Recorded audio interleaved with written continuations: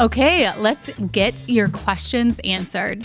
My name is Ashley Kerr, and I'm here with Tony J. Robinson. And welcome to the Real Estate Rookie Podcast, where every week, 3 times a week, we bring you the inspiration, motivation, and stories you need to hear to kickstart your investing journey. And today, we're diving back into the BiggerPockets forums to get your questions answered.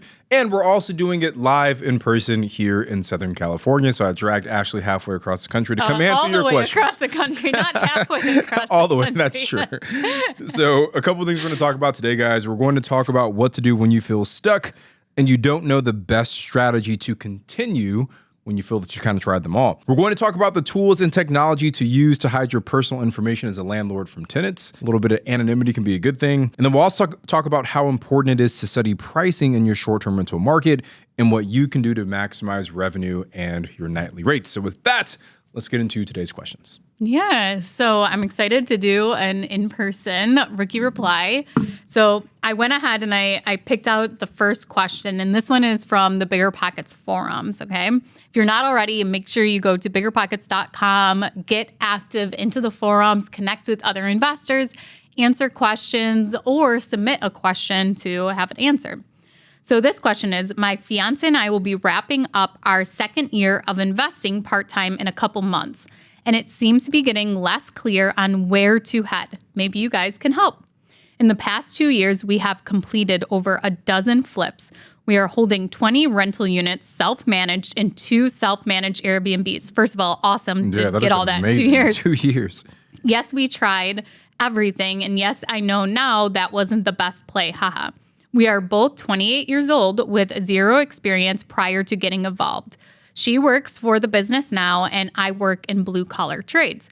But as of the last 6 or so months, I seem to be losing direction. Where to go from here? How do we truly grow? We haven't found that one thing that has really worked great to catch a ride on the momentum. Flips have done good, not great. Airbnbs are going good, not great. And rentals all were bird perfectly, but like most, they cash flow just enough to pay the bills and cover expenses. I feel a loss of direction, and that makes it really hard for me to focus and build. Do we keep at building a portfolio of small multifamily, very abundant in my market, very rare to find anything above a triplex for sale, with plans of selling the portfolio and 1031ing into larger properties? Do we focus on flipping? Currently, we actually have been trying to do this, but we physically can't find enough contractors in our smaller market. Do we branch out of our area and try to do bigger deals now? These are just ideas I've been asking myself. I think if I could just pinpoint a direction I am confident in, it would make things so much easier to focus and really strive forward. When looking at deals, learning, getting better, and thinking smarter as an investor. Right now, it feels like we are aimlessly investing, and it makes it hard to see the end goal and even harder to see how to get there.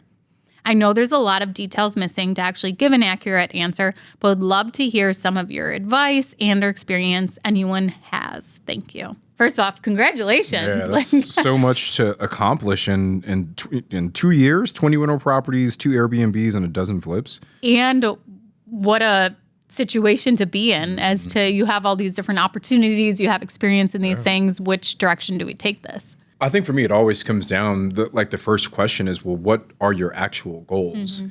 And I don't think that this person stated what the goals are, but you've got active income with the flips. Yeah. You've got maybe the longer term appreciation play with very little cash out of pocket with the BRRRR strategy.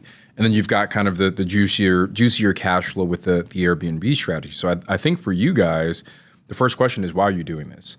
It sounds like he said his fiance, I think, is already full-time in the business. Yeah. He's still working his day job. So is the goal to also get him out of his day job? Okay, well, maybe then it is the flipping.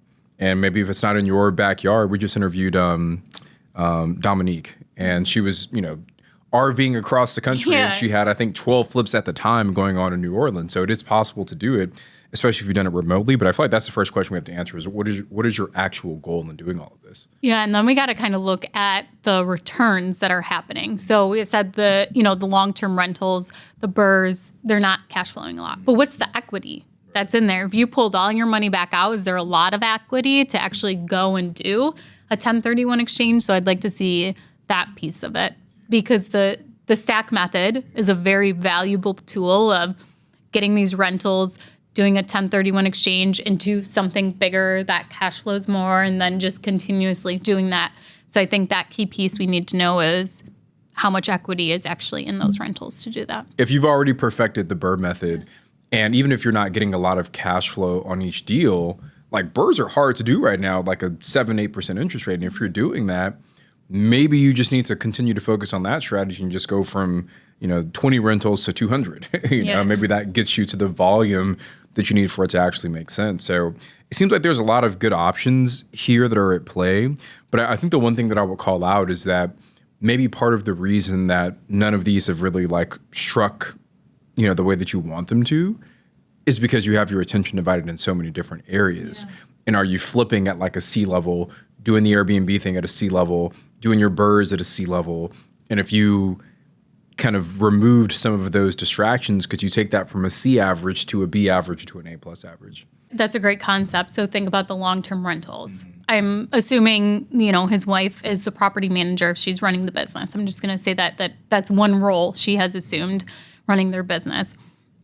If she didn't have to also be the project manager on the flips, things like that. So think just in the property management, are there different operational pieces, and I know this goes a long way with short-term rentals too, that you can tighten up, tune up to actually increase your revenue or decrease your expenses so you're actually making more money and it's actually a better return now by just changing those operations, by putting more focus on that too. I think that's a great point that you have. Squeezing more out of what you already have, Yeah. I think the last piece here too is like, what will you actually maybe enjoy? Yeah. It's like you try to, and each one of these is a slightly different skill set. Flipping, long-term, short-term, like which one do you actually see? Like if I had to really buckle down and only do this thing for the next 5 years, is this something that you would actually enjoy waking up every day and doing? Yeah. Now, if the answer is no, maybe if it's not the most lucrative, maybe it still makes, more sense for you to go do something else, And I think too, one other thing to kind of look at, especially in the long-term rental side is, okay, you've got these properties that maybe they have some equity, maybe they don't have that much equity, keeping these long-term, like even though, they're not doing great right now, and even the short-term rentals, when is your immediate need for that money? So like if he wants to quit his job, is it now or is this your retirement? So just holding on to those rentals and not buying anymore. Maybe you're actually going to go and buy the blue collar business you're working in or something like that and just holding them for the long term. He says, I think if I could just pinpoint a direction that I'm confident in, it would make things so much easier to focus. And as much as I wish that we could tell him which area he would be most confident, it's hard for us to do that. I think just a little bit of self-reflection, asking yourself what your big focus is here, asking yourself what you actually enjoy will allow you to make that decision. But again, one like huge caveat here, one thing that I want to call out is that they've done the work that a lot of people would never be willing to do. And it's actually a good problem to have to say, hey, in the last 24 months, we've tried all of these different things. They all seem like viable options. We just can't decide which one we want to go down. It's actually a good problem, I think, for a rookie to have. And I think you're right on with picking one strategy and sticking to it, which is what they want to do. But you'll be able to spend so much more time getting experience, researching on that one strategy that maybe you will get better numbers because you're so focused on that. I think it was Warren Buffett, some like super rich guy. It was a story where he was talking to like his car driver or his pilot maybe even, and his advice, Warren Buffett's advice to this person was like, hey, I want you to write down the top 5 things you want to accomplish in life. Circle number 1 and scratch off numbers 2 through 5 and write never try these things because it just distracts you from that thing that's most important. So yeah, I think just buckling down, saying no, and focusing on just one of them. So, okay, let's look at this as to say his scenario is to quit his job. So he wants to maximize cash flow right now. So between flipping, long-term rental, short-term rental, what would your opinion be? Mine is going to be the buckling down on the short-term rentals and finding out how to maximize your daily rates and things like that. Or I guess the flipping too, because you're bringing in capital, but you're also getting taxed really high on that too. I would say, because I mean, he's got his wife from a tax perspective who should be able to get real estate professional status. So hopefully they can offset the tax side. But honestly, he's already in the trade, it seems like. So maybe flipping actually might align better with his current skill set. Yeah. If I'm in his situation, I might just go all in on the flips. And you've already done, what do you say, 12 in the last 24 months part-time? Yeah. So how many could you do if this was all you really focused on? And could you get to a point where maybe you're doing, you got 4 or 5, 6 flips going at one time. Now you've got all this cash, and then you can go deploy that into the buy and hold real estate. And he did say that like getting contractors was a problem. But if you're focused on any of these strategies that he picks, you're able to spread out overhead throughout them. So like the long-term rentals, your software, price can decrease if you have software that's capped at, a certain amount of spend. Your overhead is going to decrease no matter which strategy you end up choosing. And if he does do the flips, you're having a problem finding more and more contractors, but maybe there are contractors out there that will only take larger investors that have more projects, or, you're getting the same contractors you have not take other projects because they're just going to, know that you're having more projects coming in too. I think the other piece too is that it allows you to go so much deeper. It's like, he was saying like, hey, it's been hard to find contractors wherever he said it in here. Yeah. But it's like, I wonder how much time he's actually invested to try and find those people. Yeah. And like, if this was your full-time thing, maybe not that it becomes easier, but maybe you have now the time and the bandwidth to actually go find those folks. So I think maybe some of the challenges that he's facing not go away, but they become easier to solve if you have more time to focus on fixing them. And I think look at us as examples too. So when you had your Freeport, whatever it is, properties, those were your only 2 long-term rentals, and you were building this massive short-term rental portfolio. For me, I'm dwindled down to, I have 2 short-term rentals now and my long-term rentals.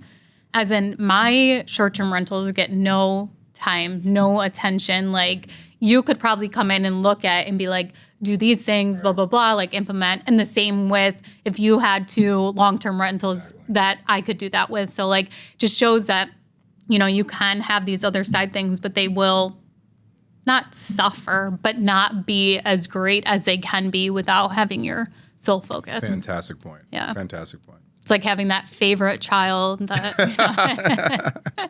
Okay, before we get into our next question, we're going to take a short ad break. Tony, since we're live in person, Tony's going to act out the ads for us here today in person. But if you haven't already, make sure you head over to the Real Estate Rookie YouTube channel, where we are trying to reach 100,000 subscribers. And on the channel, I have a new series called Rookie Resource, where you can watch a video about something very specific in real estate investing. And I'll also give you a downloadable so you can go ahead and access that resource on BiggerPockets.com. We'll be right back after a short break.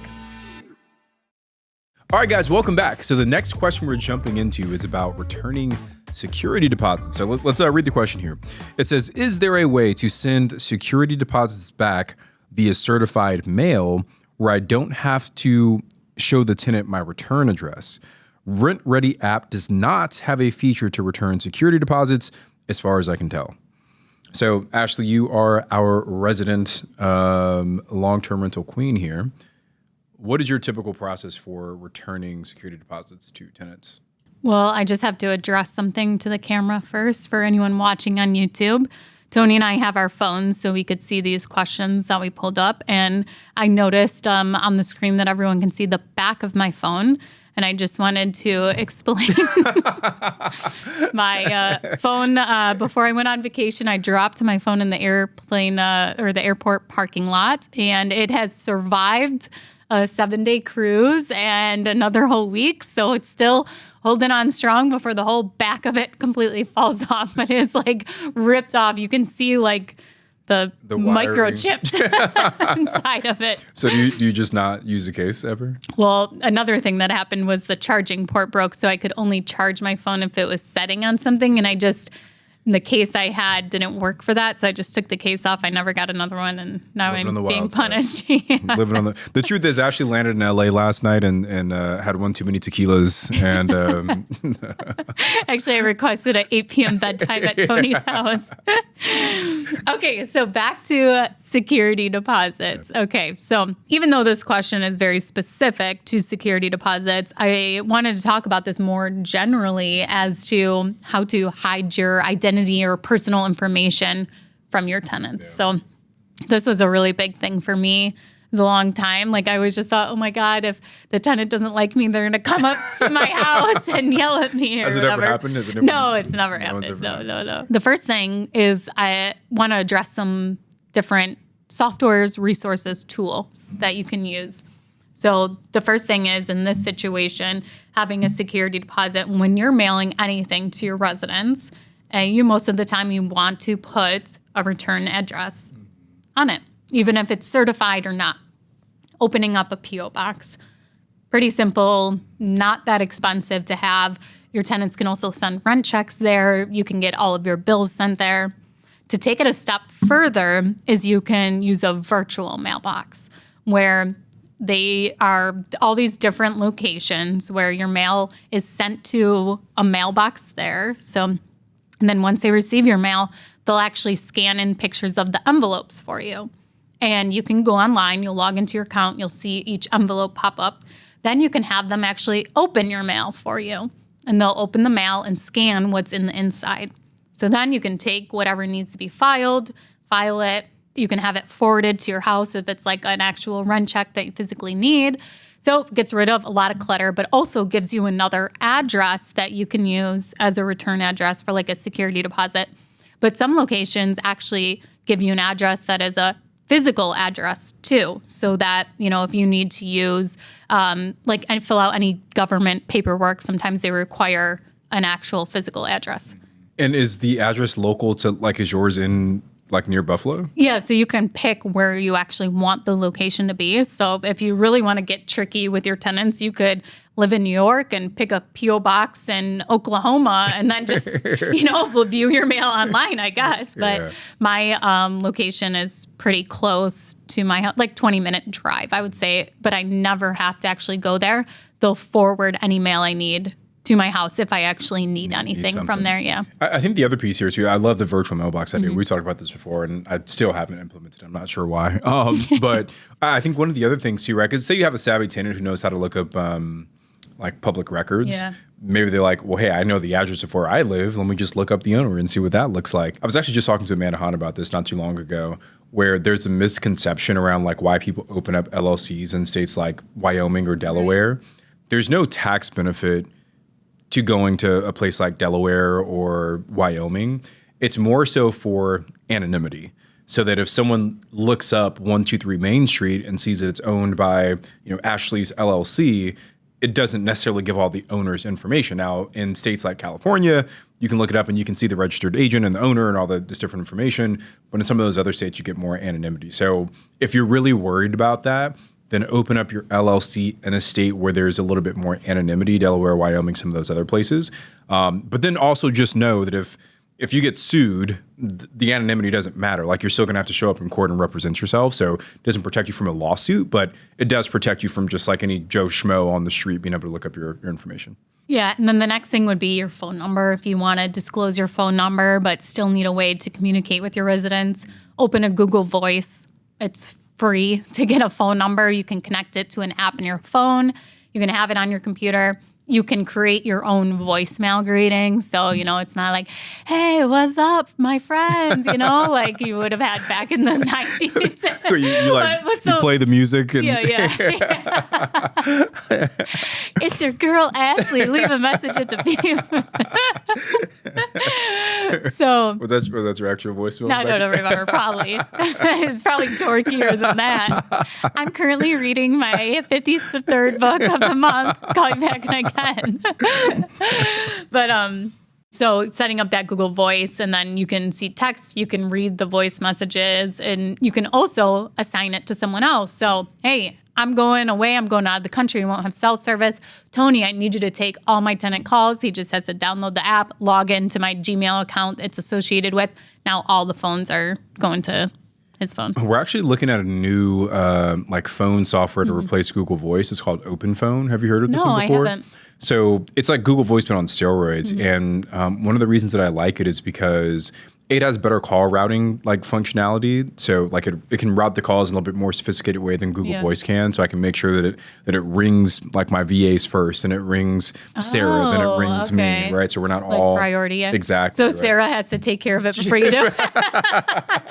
Sarah, who's pregnant and is home with her other child, so you gotta take these calls for you. Take the call first, or inverse order. Sarah last, but you can choose the routing. But the other piece is really cool is that you can have multiple phone numbers tied to the same account. Oh. And the way that we plan to use it is that each property will have its own phone number. So now we'll know which property. property, because a lot of times we'll get a call from a guest and we'll say, well, hey, I'm sorry, what property are you at? Yeah. Because they'll just say, hey, I'm at your property. They just assume that we only have one. But now we'll know, hey, you're calling from 123 Main Street. How can I help you? So we're looking at incorporating that. And also because the hotel, like we have on-site management there. We have the VAs that helps being able to route the calls correctly between those two. So anyway, Open Phone is another option if you're looking for like a digital voice phone type solution. Yeah, that's really cool because like before I hired a VA to actually take the tenant calls, I had the Google Voice hooked to my phone and then to Daryl's phone. And like you could set Google Voice up where the person had to say their name before it would actually ring to you. So it would show up who it was. But I just thought that wasn't like very friendly. Right. So we just set it as that any time that phone number would ring, it would say our management company name. And it got to the point where like the phone would ring and we would see it and we'd like, what now? Like that growth, that aggravation. So yeah, those are just a couple things that you can do to kind of protect your privacy and to who you are. I mean, you can keep a lot of communication with residents through email, through text messages where you don't even have to talk to them on the phone, even if you don't want to. But I think having a P.O. box or the virtual mailbox and then a different phone number too. Yeah. Do you think the day will ever come where we have like AI landlords? Yeah. There's like AppFolio has an AI, I think her name is Lisa, and she's like a leasing assistant. So like she answers all the questions about the leasing. So like anybody that inquires, she takes care of all that. That is so cool. Yeah. Imagine getting evicted by artificial intelligence. Like that is... I'm sure they'll be better at it than me. Well, what about going back to the actual question, right? So the security deposit, are there tools or like, AppFolio or Rent Ready, do they offer ways to collect and then remit back the security deposit? Yeah. So in some of the software, when the tenant puts in there saying they're going to move out, they can actually select to have their security deposit direct deposited into their account so that you're not even having to send them a physical check, which anything I do, I completely avoid physical checks altogether. Yeah. So she said that, so in this situation, you could, if you had software, you could see if they have some kind of feature like that where you can direct deposit it, or your online banking, asking the tenant to send you a voided check with their check number. And then you can take their bank account information off of the check, input it to your bill pay, and have it directly sent to the tenant's bank account too. So there are options. Yeah. Or even if you did a bill pay check, I think it shows like the bank's return address and not yours. But I'm not sure on that. I know my business bank does that. Yeah. And I believe that's how it's set up as well. Yeah. So that could be an option as well. Yeah. Well, let's take our last short break and we'll be right back with our final question. Okay, everyone, welcome back. I've got our final question here today that we picked out. So I am new to short-term rentals. Currently, I do have my property listed at a very competitive rate, as I believe. Yet, I still do not see a lot of exposure on my listing on the map in Airbnb. Please give me some advice on the best approach. Also, can you share me the best software to manage pricing? Currently, I am using Airbnb Smart Pricing. Thank you so much. Hey, so this is definitely a Tony question here. So let's start off with the first part of it. They don't see a lot of exposure on their listing on the map in Airbnb. What does that mean? I'm assuming that like as she's searching for different dates that her property's just not showing up. So it's like not on the first page of the search results. I think the first thing I would say is that sometimes there's not a lot you can do after you've purchased the property.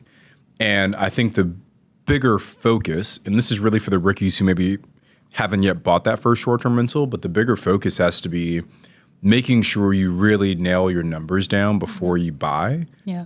Because the last thing you want to do is have to purchase a property, and the only way it gets filled is if you drop your rate super low. You're probably not going to be super profitable at that point. So just first thing, guys, don't buy properties blindly. Make sure you do your analysis. Make sure you dig into the numbers there to make sure that it all checks out. First, get some software to manage your pricing. Yeah, let's start there as to where do you actually find the numbers to analyze your property? Airbnb hasn't said this publicly. They actually kind of have in a roundabout way, but Airbnb's goal is to remain competitive in a pricing standpoint to traditional hotel stays. That's a big part of what made Airbnb attractive in the beginning, was that historically you could get a property cheaper on Airbnb than you would just getting a hotel room from like booking.com, whatever it may be. They're still trying to lean into that. And they've very clearly stated that listings with lower prices tend to rank higher. So they are pushing the cheaper listings on the platform. So what does that mean? It means if you rely on Airbnb's smart pricing feature, typically they're probably going to suggest pricing that's actually lower than what you could actually charge. So we like to use third-party software. We use Price Labs. There's Beyond Pricing. There's Wheelhouse. There's several options out there to help you price your Airbnb. Get one of those software tools because it's going to give you so many data points to help you make the right decision around what your price should be on different days. And it'll automatically up adjust or down adjust your pricing based on demand, based on seasonality, based on events that are happening. I was looking at a property for someone that I knew, and there was a Jelly Roll concert coming into town. And the calendar for Price Labs literally said Jelly Roll concert on this one, right? So it can even pick up on that kind of nuance. So get the software. I was telling somebody about this software, and they told me, okay, well, what if the software is looking at the other bookings, right, and adjusting your price compared to that? What if you're one of the first ones that gets booked before the spike is seen? So I didn't know the answer either. I was like, I guess that's a risk you're willing to take, because they're like, why wouldn't you go in ahead of time and look at the calendar events and you adjust it so that you're ahead instead of waiting for the software to see all these spikes and then adjust yours because of that? Yeah, that's a good question, but I think the challenge here is that you always want to somewhat move with the market. Yeah. And if everyone else is still holding their prices here, and you're like, hey, I think that we're going to see it, so I'm just going to push them up here. And well, now there's an opportunity. It's like, well, would you rather be booked out here, 60 days out?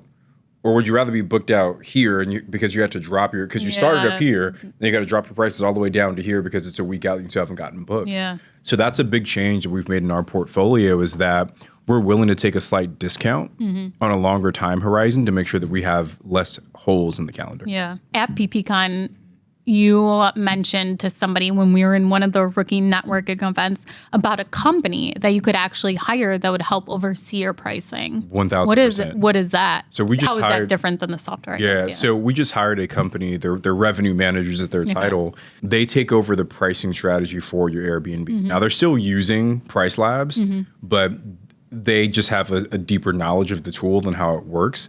And because they're doing this at scale, they've had a better opportunity to kind of test their strategies and theories and see what works and what doesn't work. So we've been using ours for about, I think almost 90 days now. It's been about 3 months. And there's a little bit of like a learning phase thing when we first started. They had to get to know our portfolio, but I feel like we've kind of found a good rhythm now where I honestly never really have to go in and check our pricing anymore because they're running everything for us. And I think the level of detail that they've given me about how to really create an effective program around pricing really expanded my knowledge about what a good pricing strategy looks like. That's interesting. So, okay, so we got software, actually revenue managers that you can bring in. And what are the costs of these things? If you have one short-term rental, is it worth it to pay for the software? Is it worth it to hire this company? The software, yes, 1,000%. Even if you only have one property, even if you're only making like $40,000 a year in your short-term rental, get the software because it's like $10 a month. Yeah. Everyone should get the software. The revenue manager, I think, will vary from market to market, from property to property. Like, I've seen revenue managers that maybe on a single listing, it's a few $100 a month. And if you have a property that's maybe only netting $600-700 a month, that could be 50% of your potential profit. So maybe not. But if you got one property and you're doing, $100K plus a year, okay, well, yeah, it probably makes sense. So I think it depends on how much revenue potential your property has. Okay, well, that was a great little masterclass on pricing. And there are some options there if you are struggling with how to price your short-term rental, to really look into some of these different avenues to kind of outsource this and kind of take it off your shoulders. Because for a long time, you did the pricing, I remember, and it was 1,000%. So much weight on your shoulders. It was so much weight, and I realized that I wasn't doing it as effectively as I should have been because I just wasn't spending the time that it needed. And the kind of breaking point for me was when we bought the hotel because that added 13 additional Airbnbs at once. And I was like, okay, this is too much for me to handle. Well, thank you guys so much for joining us on this episode of Real Estate Rookie. If you have questions that you would like to get answered, you can head over to Facebook and join us in the Real Estate Rookie Facebook group. You can also go to BiggerPockets.com and find us in the forums along with millions of other investors that are members in the community. We'll see you guys next time. I'm Ashley. He's Tony. This is Real Estate Rookie.